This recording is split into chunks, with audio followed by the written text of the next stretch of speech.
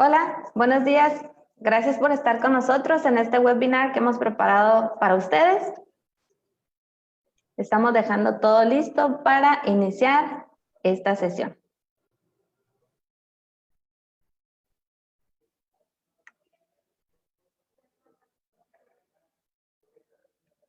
El tema de hoy es retos del docente en un modelo educativo basado en competencias. Y tenemos el profesor Francisco Ayala nos acompaña en esta sesión. Antes de iniciar, les comparto la dinámica de este webinar. Van a ser 30 minutos de presentación y 30 minutos de preguntas y respuestas. Recuerden que nos pueden enviar sus preguntas a través del chat de Facebook. Y el profesor Francisco muy amablemente tratará de responder a esas dudas. También cuando iniciamos la sesión Q&A, nosotros les enviaremos también un par de preguntas para conocernos, o sea, la audiencia, quiénes somos, en qué nivel se desempeñan, cuántos años en la docencia tienen, y son una serie de preguntas que les aparecerán en su pantalla y ahí mismo ustedes pueden responder. Bueno, como nos interesa mucho que este tiempo que van a dedicar al webinar pues sea muy productivo, vamos a dar inicio y doy la bienvenida al profesor Francisco Ayala. Adelante, maestro. Hola, ¿cómo están? Muy buenos días. Muchas gracias por la oportunidad de este webinar y por la oportunidad de tocar este tema, que es un tema creo que fundamental si queremos mover nuestras estructuras educativas a un modelo de competencias, donde evidentemente quienes se ven más retados pues son los profesores. Es decir, finalmente la posibilidad de que cualquier modelo curricular funcione tiene que ver con la convicción, la claridad del profesor con respecto a la operación de ese modelo curricular. En el caso particular de trabajar por competencias, implica para el profesor realmente hacer modificaciones pues, muy profundas con respecto a su perspectiva de lo que es el proceso de enseñanza-aprendizaje, independientemente del nivel educativo en el que estén participando. Si es un profesor que está trabajando con niños en una primaria, un profesor que está trabajando con adultos o jóvenes adultos en profesional o en posgrado, igual el profesor tiene que modificar su perspectiva con respecto a lo que hace y con respecto a su comprensión de lo que es este modelo de competencias. Y lo que vamos a ver hoy es algunos planteamientos con respecto a las implicaciones de esa operación del profesor, de esa participación del profesor en este modelo. Me voy a permitir compartirles una presentación que si ustedes gustan puede estar también a su disposición totalmente. Espero que por ahí ya la estén viendo. Y la intención finalmente de este ejercicio es básicamente ver, insisto, qué pasa con la profesora, qué pasa con el profesor que va a atender a alumnos en un proceso de enseñanza-aprendizaje, donde la intención es impactar en el desarrollo de competencias de sus alumnos. Valdría la pena primero hacer como un marco de referencia general, y aquí yo quisiera pues que tuviéramos claridad con respecto a algunos elementos que son fundamentales para entender esto del modelo y de las implicaciones del cambio del profesor en educación basada por competencias. Primero, claridad de que hoy nuestros estudiantes pasan muchísimo tiempo en las aulas, tienen mucho trabajo en las aulas, pero realmente en realidad no tenemos la certeza de que estén desarrollando competencias. No deberíamos dudar de que estén aprendiendo contenidos, no deberíamos dudar de que están trabajando con implicaciones propias a lo que sería la parte cognitiva, pero definitivamente tendríamos que tener dudas con respecto a hasta dónde están aplicando esos conocimientos, hasta dónde se están modificando sus actitudes, sus acciones, su quehacer en función de ese aprendizaje. Y lo que pasa es que realmente no hay esa práctica o esa posibilidad de aplicación o de comprensión. Y no me refiero a la práctica concreta, me refiero incluso a la posibilidad de llevar a la operación o de el quehacer en cuanto a la vinculación de lo que estamos haciendo en el aula. Estamos tan acostumbrados a estar encerrados en la estructura del aula que muchos de los ejemplos que hacemos ahí son tan artificiales como el aula misma.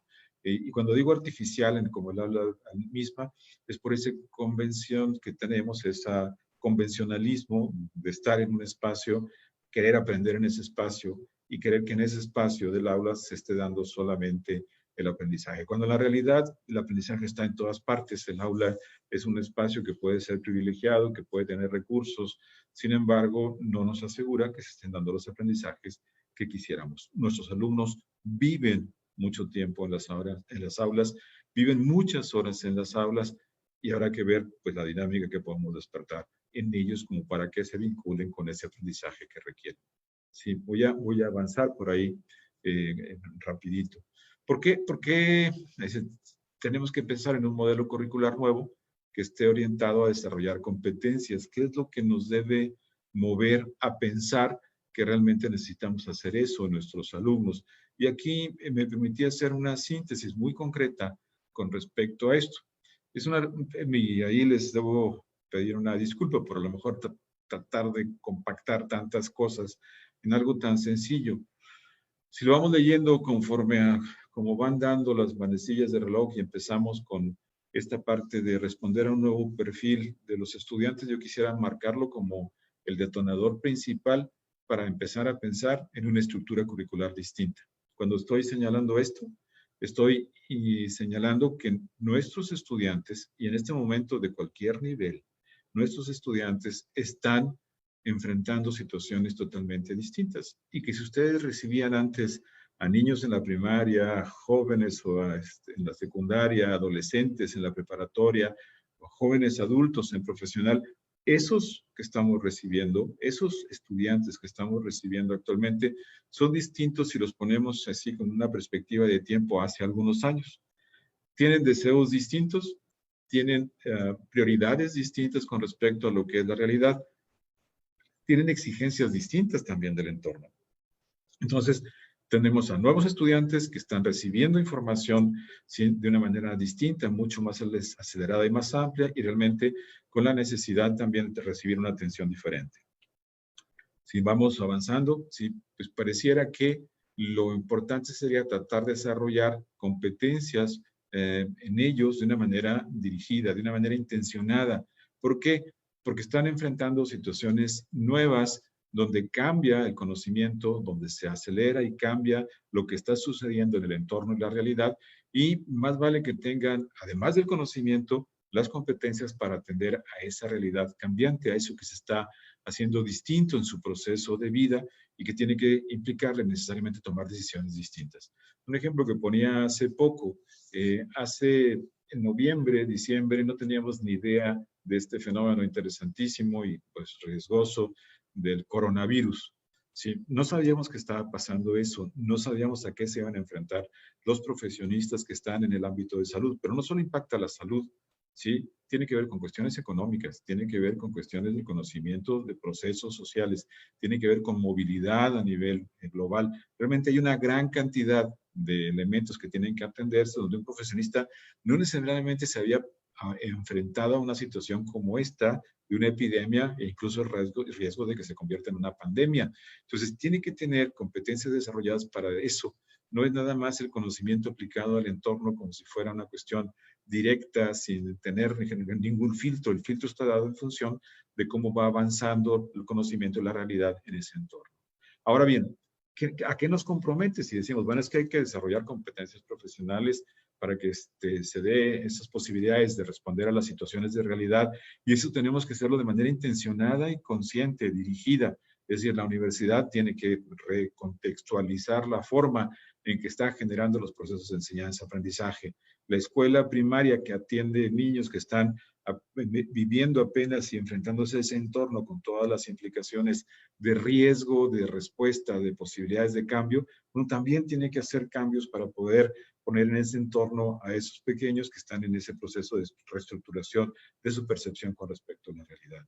Nos coloca entonces como organizaciones educativas y como profesionales de la educación en buscar cómo podemos organizar experiencias de aprendizaje que estén de acuerdo a esas nuevas demandas de la realidad. Es decir, si estamos en un contexto de educar a otro, una responsabilidad ineludible que tenemos es estar haciendo ajustes constantemente a nuestros procesos de vivencia de lo que es el aprendizaje de nuestros estudiantes, ¿sí? Para que puedan enfrentar con mayor determinación, con mayor claridad, con mayor recursos, esa posibilidad de atender y resolver esa realidad de la mejor manera. Y el último elemento que en estos cuadrantes que me he permitido presentarles, bueno, tenemos que hacer un esfuerzo si organizamos esas experiencias por preparar a nuestros estudiantes, ¿sí? A que solucionen con fundamento problemas que estén vinculados, que estén dados en función de la realidad. Es decir, nuestra tarea se concentra entonces, pues, en prepararlos en el desarrollo de las competencias que declaramos originalmente para que puedan atender situaciones de realidad. Eso nos obliga a que todo lo que hagamos como profesores, sin dejar de parte la cuestión de la imaginación o la fantasía, pero sí ligar que lo que se tenga que solucionar en los diferentes ámbitos disciplinares de las materias con las que trabajamos con los alumnos tengan una vinculación con ese entorno, con la realidad cercana, con lo que pasa en el barrio, con lo que pasa en la ciudad, con lo que pasa en el país, con lo que pasa en el mundo en este momento, por ejemplo, con el fenómeno de esta posible pandemia que esperamos no se convierta realmente en eso. Pero el ejemplo lo planteo otra vez contextualizado a la necesidad de aprender cosas distintas, situaciones en las que no se habían vivido recientemente, como una posible pandemia, la importancia del trabajo interdisciplinario en ese proceso, una competencia, otra vez, y finalmente, pues nuestro compromiso de preparar a nuestros estudiantes a enfrentar con certeza ese entorno tan modificable, tan cambiante. Muy bien, voy a permitirme avanzar por ahí. Aquí yo quisiera regresarme a algo muy básico, y lo que puse ahí de fondo fue un pizarrón en el que posiblemente algunos de ustedes recuerden cómo eran los pizarrones, cada vez los vemos menos. Todavía hay en algunas primarias y en algunas escuelas pizarrones, hay GIS también, el GIS también que pues como que ha ido pasando ahí poco a poco al desuso, pero que para nosotros tiene todo un significado con respecto a escribir en el pizarrón, con respecto a trabajar en el pizarrón. Y en ese pizarrón se buscaba poner conocimientos también, ¿sí? Y ahí el planteamiento, así como antecedente que consideramos muy importante, pues lo importante no es la posesión de determinados conocimientos, sino el uso que se haga de ellos. Es decir, nuestra tarea finalmente no es que los alumnos acumulen conocimientos, sino realmente que esos conocimientos puedan tener una aplicación, puedan tener un posible impacto en la resolución de una situación, y qué mejor que esa situación pues esté vinculada con esa realidad. ¿Sí? Nos obliga a profesores, nos obliga a instituciones educativas a replantear, ¿sí?, la forma en que hemos estado trabajando el proceso formativo de nuestros estudiantes. ¿Qué hemos estado haciendo realmente para poder hacer esa modificación, ese avance hacia una perspectiva mucho más organizada y orientada finalmente al desarrollo de estas competencias en compromiso con el desarrollo de ese alumno también y del entorno mismo? Como profesores estamos obligados también a mantener mucha conciencia con respecto a lo que está sucediendo en el entorno, y en función de eso estar vinculando a nuestros alumnos constantemente a esas situaciones de realidad. Muy bien, avanzo. Aquí quisiera detenerme un poquito y que me ayudaran a hacer como esa reflexión en función de la práctica que ustedes tienen como profesores, como profesoras, independientemente del nivel educativo en el que ustedes participen. Y este es un texto que está en la red, es un texto que no es nuevo, tiene ya años por ahí. Ana María Catalano es una autora argentina que tiene un texto muy interesante, sí, de diseño curricular basado en normas de competencia laboral. Sin embargo, podemos sacar cosas no necesariamente por lo laboral, sino realmente por el concepto mismo de competencia. Y este texto que ahora me permito compartirles, dice, es la capacidad de movilizar conocimientos y técnicas y de reflexionar sobre la acción. Siempre que ustedes estén pensando sobre el posible desarrollo de una competencia, deberíamos estar pensando también en que el sujeto que la pone en práctica tiene la capacidad de reflexionar sobre lo que está haciendo. ¿sí? Le movemos no solamente una repetición mecánica, sino que esa posible acción que está realizando tenga la posibilidad de ser reflexionada por él con respecto a sus implicaciones, a la responsabilidad, al impacto que pueda tener con respecto a ese quehacer. También la capacidad de construir esquemas referenciales de acción. Ahorita voy a regresar a ese concepto. Si para ahí subrayen para ustedes, esquema referencial de acción. ¿Sí? Dice, construir esquemas referenciales de acción o modelos de actuación que faciliten las acciones de diagnóstico o de resolución de problemas productivos no previstos o no prescriptos. Aquí hay un punto así que quisiera subrayar. Y piensen ustedes en su tarea, independientemente de la materia que ustedes impartan, del laboratorio en el que participen, de la actividad educativa que realicen, independientemente de cuál sea.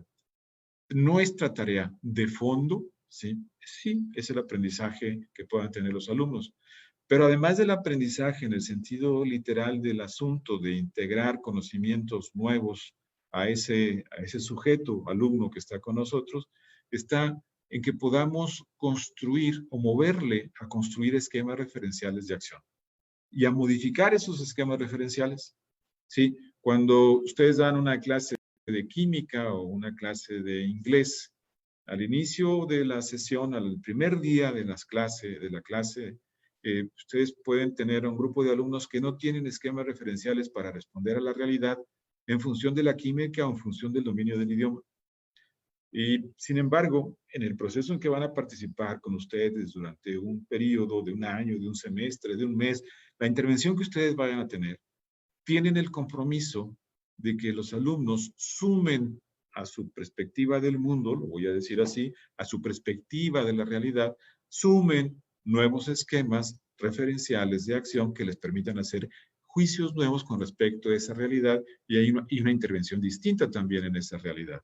Si cuando yo inicio mi curso, yo doy una clase de psicopatología, cosa que disfruto mucho, ¿sí? Cuando yo inicio el curso, les digo a mis alumnas, en este caso, en este semestre tengo solamente alumnas, no tengo alumnos, digo, ustedes, ¿sí? Al terminar este periodo semestral, van a hacer juicios sobre la realidad de manera distinta. Ustedes van a ver la realidad de manera distinta.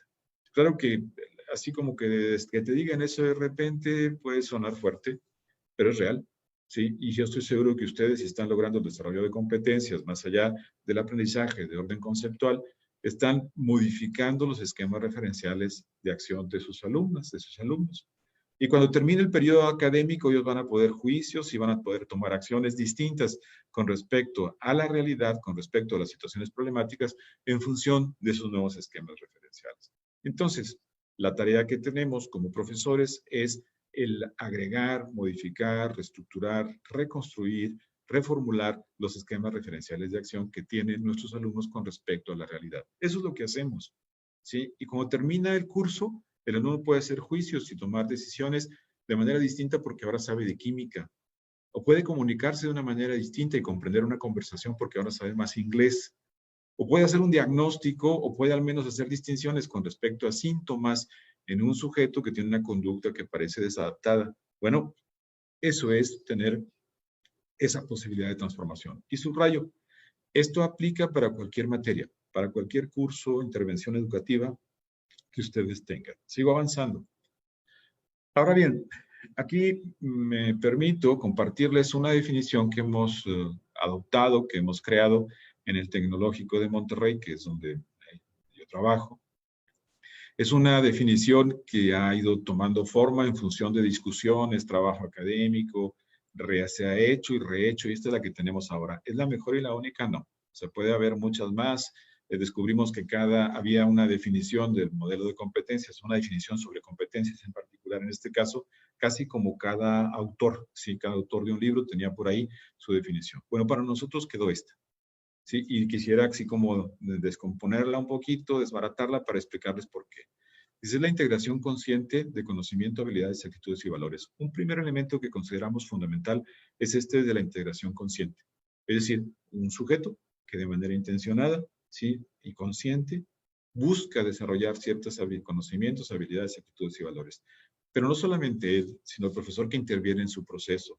Pero no solamente el profesor, sino también la institución Entonces, eso implica, institución educativa, eso implica que hay una modificación o replanteamiento con respecto a cómo es la experiencia, la vivencia del proceso de enseñanza-aprendizaje para desarrollar esa conciencia en los alumnos, en los profesores, en la organización y esa intencionalidad formativa.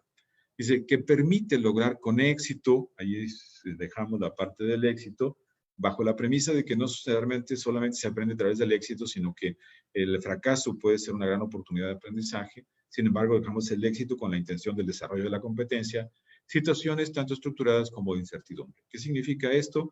Que puede ser algo que tenga que ver con la parte disciplinar, pero también algo que tiene que encontrar en la incertidumbre misma que le da el entorno y que pueda permitirle pues, hacer una transformación al respecto.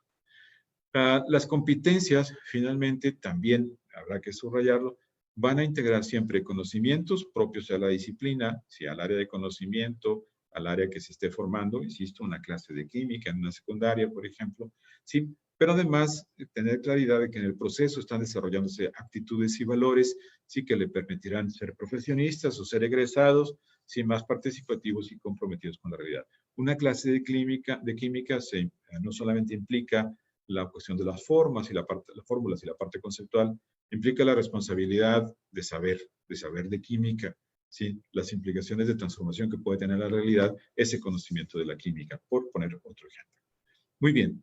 Ahora bien, ¿qué implica este desarrollo de competencias? Bueno, pues definitivamente implica que tengamos la responsabilidad de una visión mucho más integrada del proceso formativo. Estoy pensando en nosotros, maestras, maestros, en donde podemos observar y registrar el desempeño que tienen nuestros estudiantes en diferentes entornos reales o simulados, ¿sí? Donde se aplican esos conocimientos sin dejar de observar la posibilidad del desarrollo de habilidades, actitudes y valores en diferentes combinaciones y proporciones a través, pues, de las experiencias en la realidad, en la práctica y en el entorno. Voy avanzando. Hasta ahorita ya tenemos así como el referente de qué es el asunto de competencias, y para quienes no estaban avesados en eso, dicen, bueno, a ver, pues ya tengo una perspectiva con respecto a lo que hay. Bien, vamos a la parte del centro. ¿Qué nos reta? ¿A qué nos reta a nosotros como profesores? Voy a ir un tanto rápido ahí con esto. Sí, a cambiar nuestro paradigma con respecto al proceso de enseñanza-aprendizaje. Nosotros, la gran mayoría, aprendimos con objetivos de aprendizaje y tendríamos que movernos a enseñar por competencias, a modificar el sentido de nuestra práctica educativa, ¿sí? De enseñar los conocimientos en una materia a contribuir al desarrollo de competencias. Es decir, yo nada más doy una materia, sino que cada vez que intervengo con un grupo de estudiantes estoy promoviendo el desarrollo de ciertas competencias. A replantear el diseño de nuestras acciones de enseñanza, ¿sí? De diseñar acciones para un objetivo de la materia, a diseñar acciones y determinar retos para contribuir a un perfil de competencias de egreso de ese proceso formativo en el que participa el alumno, ¿sí? De modificar la forma de trabajo en el grupo académico. Recordemos que siempre estamos en grupos académicos, independientemente de si es presencial o es virtual, pero hay grupos académicos de por medio, ¿sí? Donde es muy importante, además del trabajo de carácter individual, pasar al trabajo necesariamente colegiado, interdisciplinario. La realidad se resuelve en función de la interdisciplina, ¿sí? No nada más es la disciplina o la superespecialidad, que es muy importante, evidentemente, sí, pero que deberíamos que considerar en un entorno mucho más amplio. Y la parte de reenfocar la forma en que evaluamos los aprendizajes del alumno, ¿sí? De la verificación del logro del objetivo de aprendizaje a través de una evaluación a el poder observar una evidencia del nivel de logro de las competencias de los alumnos. Entonces, eso nos mueve a tener que reconceptualizar también cómo hacemos las evaluaciones para identificar que realmente estamos desarrollando la competencia de los estudiantes. Quisiera desglosarlo muy brevemente cada uno de estos puntos y terminamos. Con respecto al paradigma de enseñanza-aprendizaje, ¿sí? Más allá de un objetivo, tiene que ver con que yo tenga una perspectiva mucho más amplia de lo que estoy logrando en el proceso de formación de los alumnos. No es mi clase de psicopatología de Francisco Ayala en particular. Es lo que quiero lograr en esos alumnos, en mi clase de psicopatología, en función del perfil de egreso en el que pretendo aportar. ¿Sí? Estoy desarrollando eso. Entonces tengo que conocer que los alumnos egresados de una carrera tienen un perfil de egreso determinado y yo estoy contribuyendo a eso. no es palomear objetivos de aprendizaje logrados, es realmente si estoy logrando aportar al perfil de egreso de competencias de esos alumnos en un proceso de formación amplio. Mi perspectiva con respecto a la intervención tiene que modificarse y abrirse. No es un curso nada más, es yo con mis alumnos, mis estudiantes en un curso, insertados en una estructura curricular y tratando de impactar en esa formación a largo plazo. Con respecto al sentido de la práctica educativa, ¿sí? Más allá, finalmente, otra vez, de una clase, una materia con un conjunto limitado de conocimientos, tendríamos que pensar también en que son competencias que van integrando contenidos de diferentes áreas y donde es muy importante esa vinculación con lo que hemos denominado el entorno, esa realidad finalmente que nos define, que nos limita, que nos delimita y donde es muy importante el papel del alumno transformando esa realidad, insisto, independientemente del nivel educativo en que estemos participando.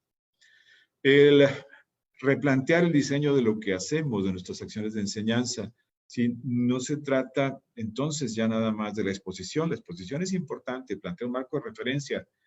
¿A qué estoy exponiendo, en el mejor de los sentidos, a mis alumnos, a mis estudiantes, a que resuelvan situaciones de realidad que les contribuya al perfil de competencias de egreso?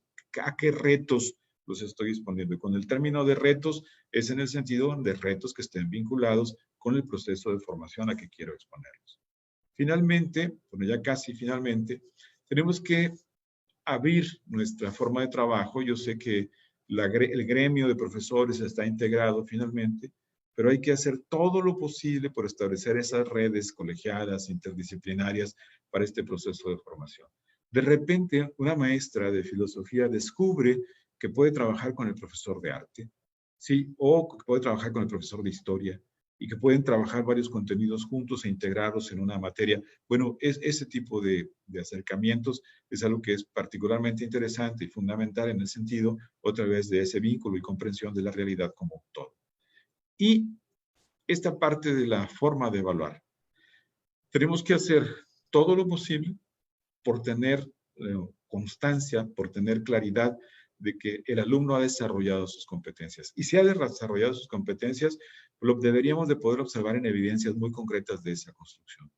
Las evidencias, la evaluación de las competencias debe ser a través de evidencias contundentes de logro de esos niveles de dominio que tenga el alumno con respecto a las competencias que se pretenden, pero además, sí, debemos tener claro que siempre es individual, sí, nunca podemos evaluar competencias de manera grupal, son individuales y en esa individualidad deberíamos tener claro que pues, nos reta como profesores porque tenemos que elaborar estructuras distintas que nos permitan acercarnos mucho más a esa posibilidad de ser objetivos y decir, sí, sí desarrolló por ahí las competencias.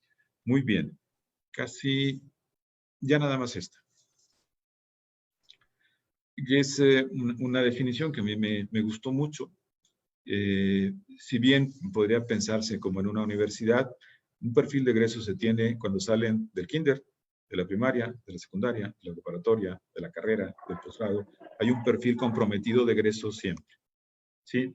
Y dice, y lo voy a leer textualmente, es un texto que se tomó por ahí de un material de estructuras curriculares. Dice, este perfil describe en términos generales los rasgos y competencias que caracterizan a quienes logren estándares puestos o propuestos por la institución formadora. Sí, esos estándares están ahí. Nosotros, cuando participamos en una institución educativa, cualquiera que sea, están esos estándares. Queremos lograr algo muy específicamente en nuestros alumnos. Sí, se pueden plantear en términos de competencias o no, pero al final hay un perfil. Sí, que están organizados pues en posibilidades de logro, de realización. El perfil de egreso se identifica aquí como la propuesta formativa de la institución que declara los compromisos formativos contraídos con el campo de una carrera, por el campo del egreso de cualquier nivel. El punto es, cuando trabajamos en una institución educativa y declaramos un perfil de egreso independientemente del nivel, del periodo de la formación que esté viviendo el alumno, tenemos una serie de compromisos a lograr. Es mucho más claro, mucho más evidente si planteamos esto en función del desprendimiento que exista de su perfil de egreso en cuanto a elementos, competencias, a los niveles de dominio, sí que pensarlo al revés en función de objetivos parciales de logro durante las materias. Entonces, desde ahí hay mucho sentido con respecto a lo que podemos hacer en este proceso de formación por competencias. Muy bien, y hasta aquí detengo mi participación. Voy a dejar de compartir este material y entiendo que abrimos pues a preguntas y respuestas. Así es. Tenemos muchas preguntas. Antes de iniciar, los invito a que nos envíen también sus dudas, preguntas, inquietudes. Agreguen, por favor, su nombre y el país de donde nos siguen. Eso es muy interesante para nosotros. Y vamos a iniciar. ¿Qué diferencias hay entre enseñar por objetivos y enseñar por competencias? Bueno, creo que la diferencia sustancial estaría en la meta que se plantea el profesor. Otra vez vamos a centrarlo en los profesores. Sí, cuando un profesor trabaja por objetivos, se limita, voy a decirlo de esta forma, a lo que tiene que lograr en un proceso, son objetivos de aprendizaje, y va revisando el programa en función de sus objetivos, que esperaría estar logrando en el desempeño de los alumnos. Cuando hablamos por competencias, el enfoque del profesor se extiende. ¿Sí? Ya no ve nada más su curso, ve más allá, hay un perfil de egreso comprometido y debería estar su práctica, un poco lo que decía ahora en la presentación, asociada con lo que quiere lograr en niveles de dominio para lograr el empuje en el alumno en su desarrollo y llegar a esas competencias que se ha comprometido. Muy bien. La siguiente pregunta. ¿Qué debe cambiar en la práctica del profesor al enseñar por competencias? Creo que algo que ha generado como cierta resistencia en los profesores es que pareciera que deben dejar de exponer. No. Ahí, si pensamos en la práctica del profesor, en el momento en que hacemos exposición, estamos tratando de integrar información, de presentarla de manera ordenada, de decirles a los alumnos perspectivas distintas, conceptuales, posiblemente prácticas en algún caso. Eso se puede mantener.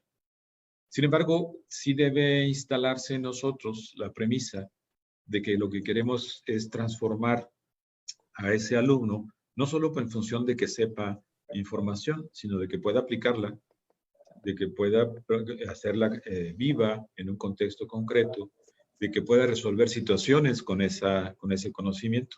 Entonces, lo estamos llevando finalmente a que tome decisiones distintas con respecto al entorno.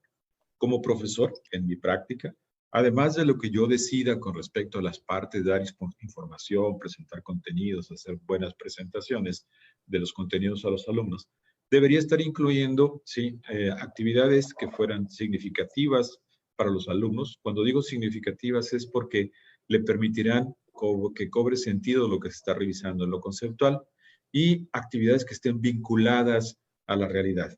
En esa medida en que sean realmente algo significativo y que esté vinculado, el alumno va a poder ir hilando esos conocimientos a esa realidad e ir replanteando su práctica también en función de la información que está recibiendo. Su práctica y comprensión de ese entorno. La siguiente pregunta es, ¿cambian los contenidos de las materias cuando se enseña por competencias? No, las materias y los contenidos son tan importantes y tan valiosos como siempre. Son los que nos permiten organizar lo que queremos que suceda en el proceso de aprendizaje y orientarlo. Tal vez lo que se modifique es hacia dónde van intencionados, hacia dónde van orientados. Los contenidos no se acomodan por una lógica simple de A, B, C, D, sino es una lógica en la parte de trabajar por competencias que está asociada con el nivel de dominio de la competencia, su competencia que quiero lograr en ese periodo. Entonces pueden cambiar de forma, pueden cambiar de orden, sí, pero los contenidos son fundamentales. No hay competencia posible sin conocimiento. Los contenidos son una forma de organizar el conocimiento para presentarlo al alumno. Creo que lo que cambiaría en todo caso sería como el orden o la alineación de esos contenidos, conocimiento para el aprendizaje del alumno. Muy bien. La siguiente pregunta.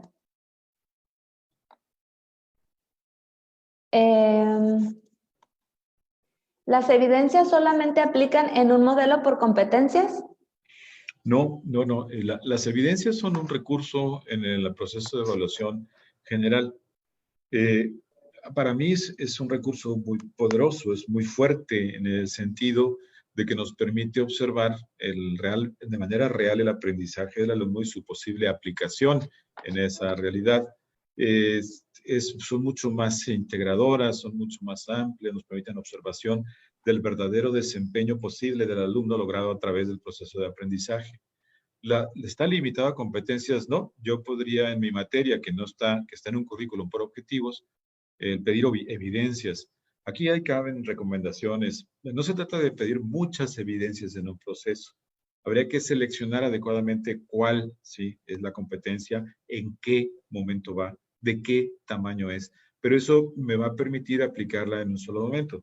Digo, yo he visto estructuras en donde hay una gran cantidad de evidencias, le piden a los alumnos y para el profesor se convierte en una pesadilla, donde está revisando y revisando y revisando. Recordemos que siempre son individuales.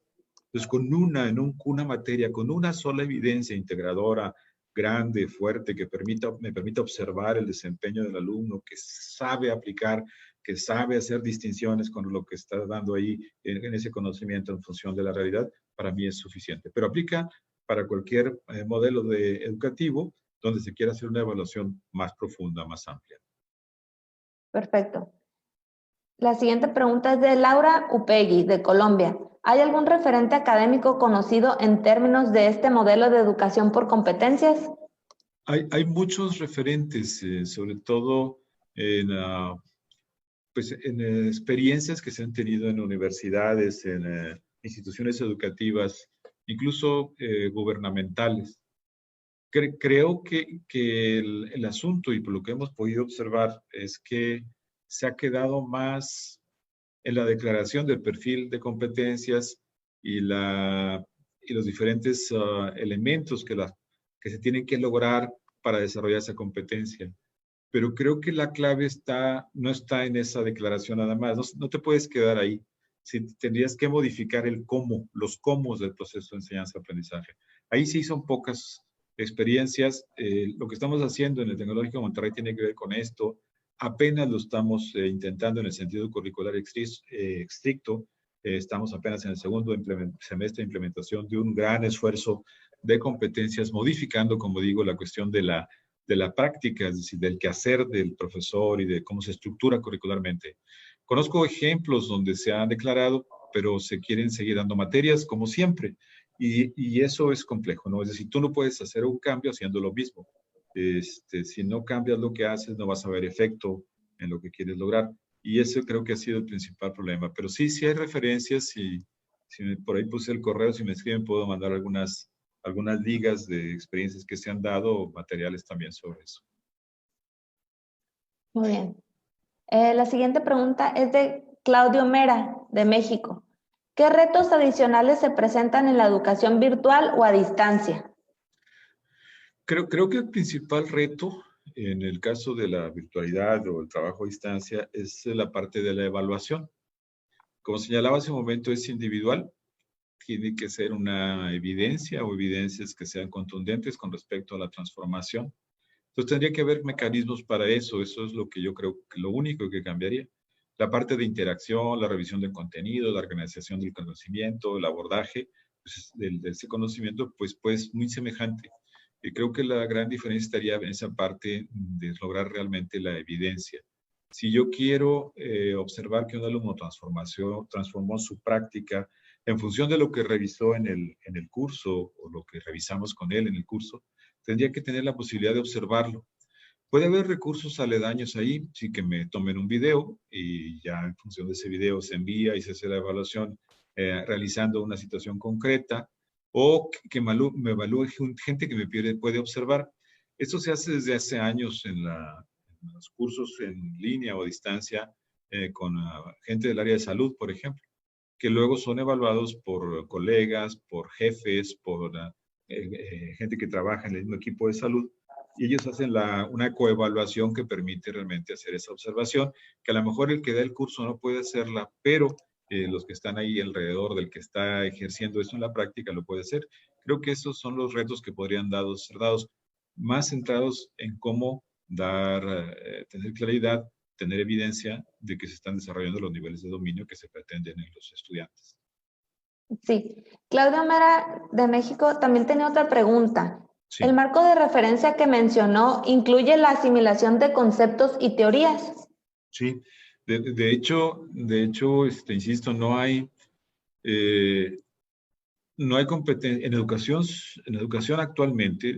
A ver, el concepto de competencias o de la educación basada en competencias es muy antiguo, es decir, es algo que en los años 70, los 80 ya aparecía en la parte de capacitación, de entrenamiento, más con una perspectiva de orden conductual, de modificación de conductas o quehaceres. Sin embargo, cuando entra a las instituciones educativas de manera formal y en particular a las universidades, adopta la parte conceptual necesariamente, teorías, conceptos, información, y aparece esta premisa, sobre todo en esta formación de un perfil de egreso de una institución educativa, de que no hay competencia posible en este ámbito si no hay conocimiento que le dé soporte. Si finalmente una competencia va a tener sentido en función de que hay una serie de decisiones y ahí lleva la parte de reflexionar sobre la acción que me permite al sujeto fundamentar lo que está haciendo al hacer a realizar esa acción. Ok. Joel Cabiz de Venezuela. ¿Cuál sería la mejor estrategia para cambiar el sistema educativo por objetivos a por competencias? Esa es como una tesis de doctorado la respuesta. Y yo creo que la clave está en la formación de los profesores, en profesores que estén convencidos, que tengan claros de qué se trata, de qué se debe modificar. Si los profesores están convencidos y están en esa disposición de empezar a trabajar desde la perspectiva de la educación basada en competencias, lo demás va a ir fluyendo con mayor claridad. El otro elemento que creo que es fundamental, así es, tener una muy también fundamentada declaración del perfil de egreso de competencias de ese proceso de formación que se pretende transformar. Si se tiene una buena declaración de ese perfil de egreso y luego se puede hacer pues como institucionalmente y con la convicción también evidentemente de la dirección de la institución, se puede hacer un mapeo adecuado de los niveles de dominio que tienen que lograrse en el proceso de desarrollo de ese perfil. Yo creo que hay mucha posibilidad de éxito. Insisto, creo que la clave, así lo que va a permitir entrar al éxito de esto son los profesores con convicción. Eh, cuando hago esto, no sé cómo sea en pantalla, a lo mejor es al derecho o al revés, pero estoy hablando de cuando hablamos en la estructura curricular por competencias, se trabaja al revés, ¿sí? El producto determina el proceso. Si el producto, el perfil de egreso, tiene ciertas características, nos va a permitir determinar qué características va a tener el proceso para poder desarrollarlo y en qué momento van los niveles de dominio, ¿sí?, que deberían tener el alumno desarrollado para lograr ese perfil. Toda esa deconstrucción del perfil de egreso hecho a poder observarlo en la estructura curricular es lo que le daría sentido a lo que podría transformarse en ese proceso educativo, insisto, teniendo como eje, como motor fundamental a los profesores participando. Okay. La siguiente pregunta. Sí.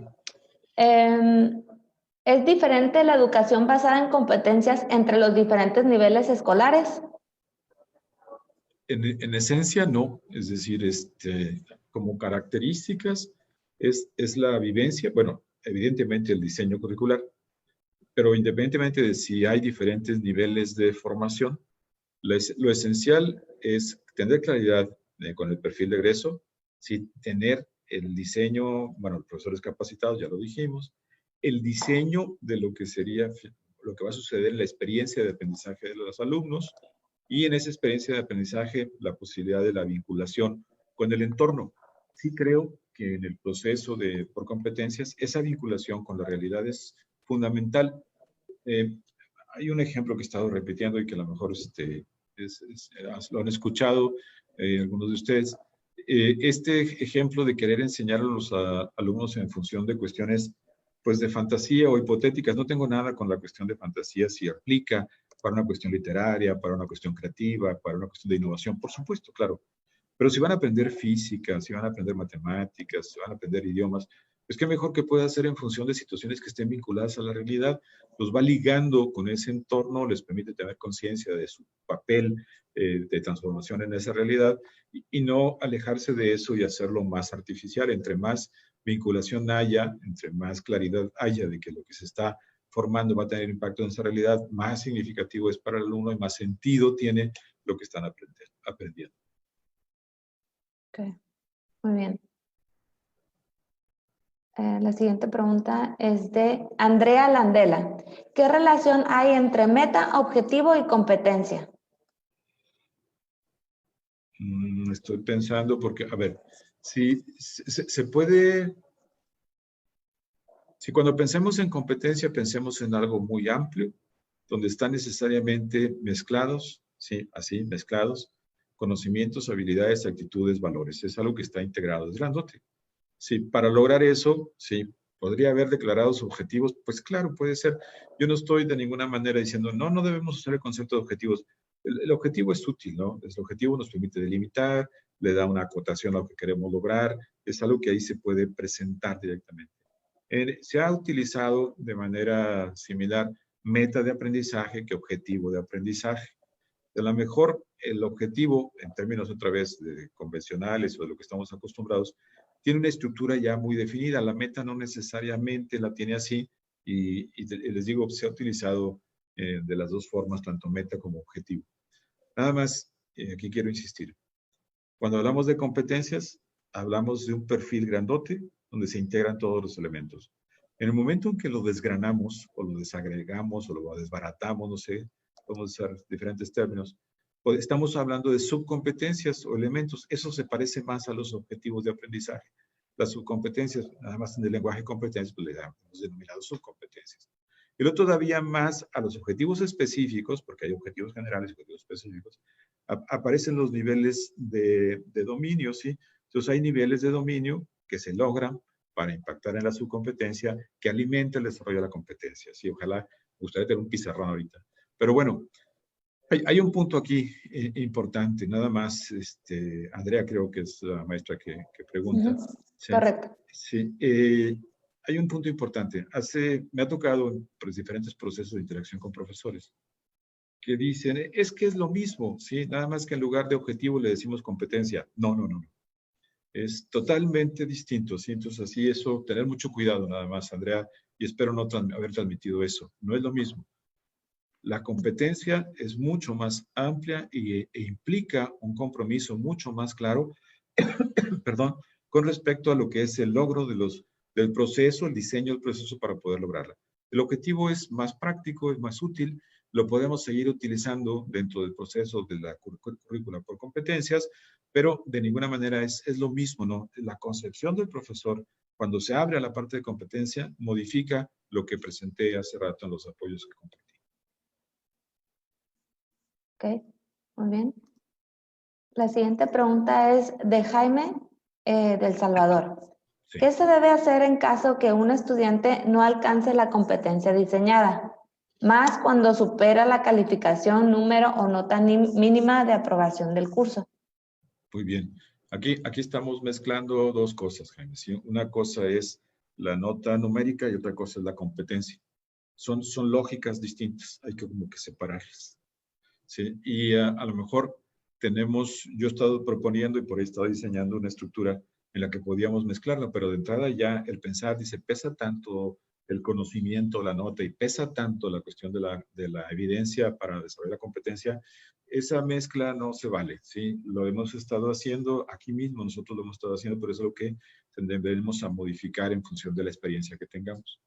Creo, Jaime, que lo que podría hacerse es se puede seguir evaluando la nota numérica, ¿sí? Pero el alumno puede acreditar esa materia, ese tema, no sé, esa unidad, la puede acreditar cuando muestre que obtiene una evidencia que es contundente de que domina la competencia.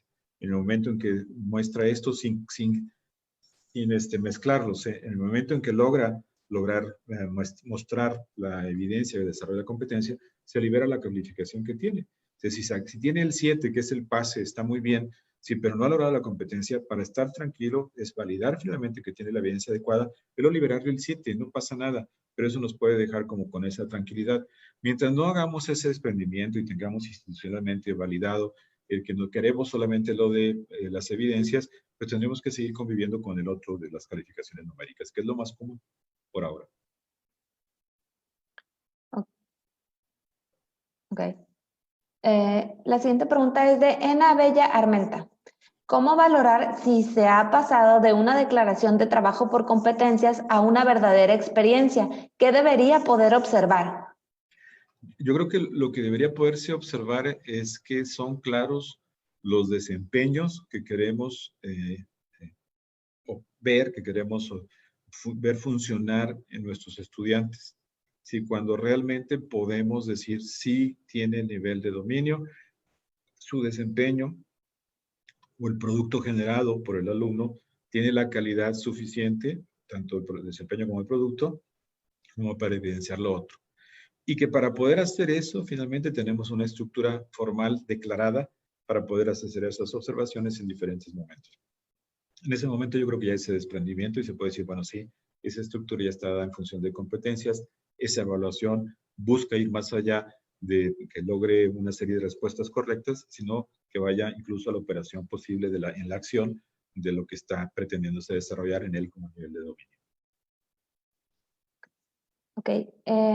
Jack Parra de Nicaragua pregunta, mi consulta se enfoca en cómo hacer que los docentes se sientan convencidos de materializar un modelo educativo por competencias.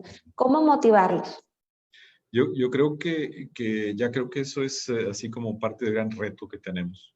Y creo que hacerlo a través de la vivencia, hacerlo a través de la experiencia, el ser congruentes en la forma en que se les evalúa a ellos también en su desempeño, el hacer ejercicios de diseño, es algo que les podría ir como moviendo, transformando. Creo que acá nos han funcionado mucho a nosotros algunas experiencias en las que los profesores se sienten más libres para el diseño, se les apoya con respecto a la parte conceptual a través de capacitación, pero en la medida en que van diseñando diferentes ejemplos, semana I, semestre I, posiblemente ustedes habrán escuchado algo sobre eso, se van familiarizando conceptualmente y se van familiarizando también con la experiencia y se van convenciendo también de que se puede, ¿sí? Que puede costar trabajo al principio en el proceso de diseño hasta que finalmente se instala y es algo que ya funciona. La experiencia, la vivencia, creo que es fundamental. Y el que haya profesores inspiradores, profesores que les muevan finalmente a hacer esos cambios en su práctica. Llegamos a un estado de confort todos lo hemos vivido, lo hemos hecho una vez. Nos dicen, no, pues aquí estoy bien, ¿para qué le quiero mover a lo que estoy haciendo? Sin embargo, yo creo que en la medida en que se convencen de esa necesidad de reformular el quehacer que se tiene como profesor, se ven más sensibles también a hacer cosas diferentes. Y los profesores, por lo general, se ven retados y le entran pues a ese proceso con muchísima pasión, con mucha fuerza. El que está como profesor, finalmente, si rompe con ese estado así de confort, realmente es algo que puede desarrollar mucho. Sí. Aquí tengo una pregunta más o menos relacionada, pero creo que es importante conocer o sea, el sentimiento de lo que viven las personas las escuelas que están en transición. Es de Joel Cabiz de Venezuela. Dice, soy personal docente de la Universidad de Zulia en Venezuela y estamos en ese proceso de cambio curricular de objetivo a competencias. Pero he notado cierta resistencia por colegas o profesores a ese cambio. ¿Cuál sería un consejo para eliminar esta resistencia? Yo creo que vamos a seguir viviendo y conviviendo con profesores que se resisten y que se resisten posiblemente por lo que mencionaba hace un momento con respecto a ese espacio de confort, por profesores que simulan, que creo que todavía es más complejo en el sentido de esa simulación, hacen como si transformaran su práctica, pero no la transforman. Y bueno, tenemos también los que van por delante, los que van abriendo, ¿no? Yo creo que hay que ir formando grupos que vayan convenciéndose entre ellos con respecto a lo que puede ser un buen quehacer en esa transformación de su proceso de enseñanza-aprendizaje. Nos ha funcionado, por acá insisto, esta experiencia de semana I. Vimos un espacio, en ese espacio les dijimos a los profesores, un espacio en el semestre, por si no conocen ahí la experiencia, en el semestre abrimos una semana. Esta semana no hay clases. No hay clases y todo el mundo se asustó, ¿no? Pero los profesores son responsables de diseñar una semana en la que se desarrollen competencias de carácter transversal, ni siquiera disciplinar, ¿sí? Transversal. Entonces pueden proponer, y hay un comité que revisa, y finalmente primero los profesores se resistieron. Oh, más trabajo, qué difícil, cómo se les ocurre, etcétera, yo quiero acabar con mi clase, no sé qué. Actualmente se anticipan, ¿sí? Ahorita tenemos, ya vamos por la 7ª versión de esto, el semestre próximo, de la semana I. Y es interesantísimo cómo ahora se anticipan, quieren participar, organizan a su grupo, se juntan con otros colegas, arman un grupo más grande, participan entre diferentes campus, pero no hay nada detrás de eso en el sentido de un premio, un pago o algo así. Es parte de la tarea del profesor. Pero es interesante cómo hacen las propuestas, cómo esperan que se abra la convocatoria. La primera vuelta fue difícil, pero después fue dándose esa transformación. Los profesores se fueron metiendo, entrando en ese proceso por contagio, como grupo de colegas y retándose también entre ellos. Yo creo que la parte de hacer colegiado, hacer multidisciplinario, el abrirles espacios, sí, les da posibilidad de hacer cosas que ni siquiera se imaginaban también como profesores. Muy bien. Roberto de Perú. ¿La enseñanza por áreas como por ejemplo comunicación, matemáticas, constituye una enseñanza por competencias o debería ser transversal las competencias que se integran en esas áreas? No, a ver, yo pensaría que hay como dos grandes grupos de competencias. Las que son transversales, que son necesarias para todos los alumnos, esas deberían estar mapeadas claramente en el currículum. Todos los profesionistas tienen que saber escribir bien, tienen que saber redactar, tienen que saber comunicarse por escrito. Estoy diciendo nada más una, ¿eh? Podría haber muchas. Todos los profesionistas tendrían que tener cultura digital, por poner un ejemplo. Todos los profesionistas deberían tener formación ética. Esas son transversales y deberían estar mapeadas en ese proceso. Pero qué mejor que estuvieran tejidas con las disciplinares. Es decir, no un curso de ética, no un curso de cultura digital, no un curso de redacción, sino eso mezclado con la parte disciplinar. Para cada materia de lo disciplinar, para cada unidad de lo disciplinar, estos elementos que mencioné, así de lo digital, de la ética, de la redacción, podrían estar tejidos en ese proceso. Y finalmente se tiene que ir haciendo como ese tejido en la estructura curricular para que a través de lo disciplinar los alumnos le vean sentido a lo otro. ¿Sí? No son materias en el sentido lineal, sino son materias que van tejidas en la estructura curricular, porque finalmente somos un todo en esa operación. Sí, no sé si estoy respondiendo realmente la pregunta, pero si hay alguna cosa ahí, y si está mi correo y podemos ampliar la respuesta. Muy bien. César Mayorga dice, ¿cómo se debe de llevar una clase por competencias o cómo lo puedo hacer? Dice, si tengo 1 hora al día, ¿cómo podría administrar mejor mi tiempo? Muy bien. Esa hora al día estoy imaginando que es presencial, que es de contacto con los alumnos. Eso es nada más un fragmento de eso, ¿sí? Debe haber algo, a lo mejor el equivalente o el doble de lo equivalente, a lo mejor 2 horas al día, a lo mejor 1 hora al día más, donde los alumnos hacen cosas que se pueden acumular en la semana. Entonces yo puedo hacer mi diseño de tal manera que lo que hagan, realicen, fuera de la hora en la que yo tengo contacto con ellos, tenga sentido. ¿Sí? Entonces los invito a investigar, van a preguntar. Ahí lo del aula invertida puede funcionar mucho, ¿eh? Entonces, mi clase, esa hora en particular, es para que me traigan todo lo que hicieron y se discute, se trabaja y trabajan en eso en la clase, pero es todo lo que finalmente revisaron fuera para poder demostrármelo en esa hora, ¿sí? Y al observar en esa hora lo que probablemente pueden atender o resolver por lo que están desarrollando.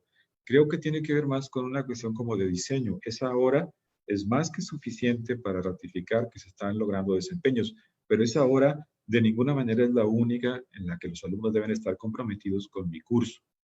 Doy un ejemplo de lo que hacemos acá en las cargas académicas, ¿sí? Imagínense, yo doy una clase de 3 horas por semana. Yo doy una clase de 3 horas por semana. Pero me debo asegurar que haya actividades para los alumnos que equivalgan a otras 5 horas por semana.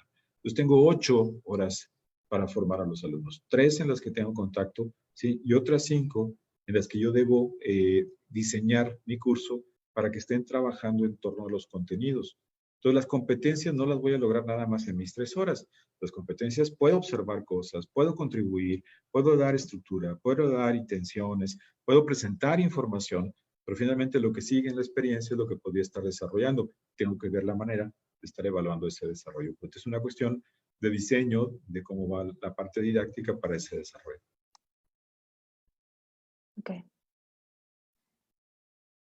Susana González, ¿de qué forma podremos los docentes adecuar curricularmente las competencias para un estudiante con discapacidad auditiva? Me refiero Pues a educación inclusiva y competencias. ¿Cómo realizar las adecuaciones curriculares? yo creo que en lo curricular, cuando tenemos ese reto, como profesores tenemos ese reto, tendríamos que ir como haciendo acomodos individuales para el alumno que tiene esa situación. Esos acomodos individuales tienen que ver con ejercicios distintos, con observaciones distintas y también con esperar también desempeños distintos, ¿sí? Distintos que tienen que ver al nivel, al ajuste, a la necesidad, a la posibilidad que tenga cada uno de estos alumnos. Eh, yo sé que hay un plan curricular común, sí, sobre todo en esta cuestión inclusiva, sí, pero en ese plan curricular común también debería estar acotado que sí se puede esperar de ciertos alumnos en función de su situación especial. Entonces, yo creo que se pueden tener evidencias de lo que es el desarrollo de ellos ajustadas a las condiciones particulares del alumno, como una cuestión auditiva también. O sea, ¿qué sí le puedo pedir? ¿Qué sí le puedo exigir? ¿Hasta dónde le puedo pedir que desarrolle? Bueno, esa es la graduación que tenemos que estar haciendo constantemente con cada alumno con una situación especial. Muy bien. ¿Nos podría orientar un poco más, maestro, en qué metodologías de evaluación son las más adecuadas para evaluar en un programa académico por competencias? Pregunta Ruth Rivero de Bolivia. Ruth, un elemento por ahí, bueno, hemos hablado de las evidencias, pero dependerá, a lo mejor una guía de observación me puede ser útil. ¿Sí? A lo mejor una lista de cotejo me puede ser útil, como recursos genéricos que son aplicables totalmente a una evidencia, siempre con la premisa de tener una evidencia que esté asociada con lo que quiero observar. La evidencia es lo que me permite observar el nivel de desempeño que quiero lograr. Para una evidencia, yo al menos tengo esos tres recursos en corto, ¿sí?